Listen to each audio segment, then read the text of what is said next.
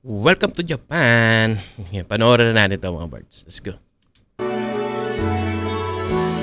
Bago yan, no, ito pala ay sa Sweet Notes Live. Cover nila yung Kamot May ng Air Supply. Panoorin natin. When she looks at me,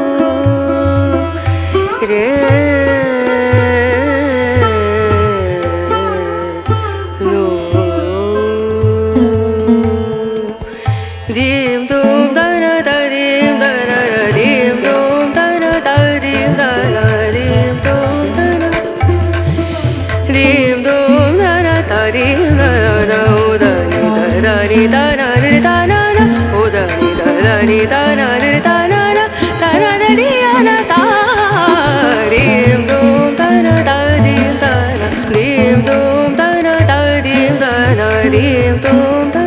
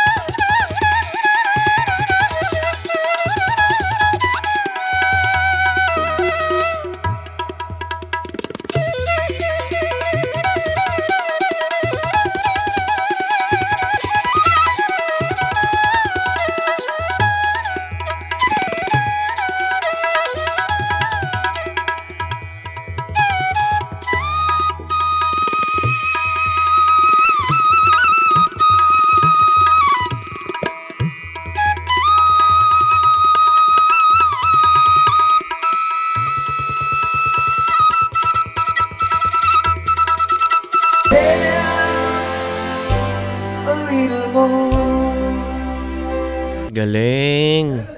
Arigato gozaimashita. At tayo nasa Japan. Nakita mo yung background natin. So, yun nga, no? Natapos na may isang video sa napanood natin. Maganda yung rendition ni Kuya.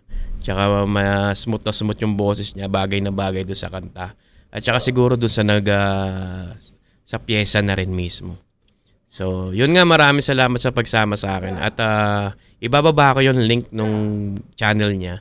At paki-visit din yung YouTube channel niya para makita nyo kung gaano karami yung mga uploads niya through gigs nila. So, yun lang mga board. Maraming salamat sa pagsama sa akin. Johanski TV. Peace out.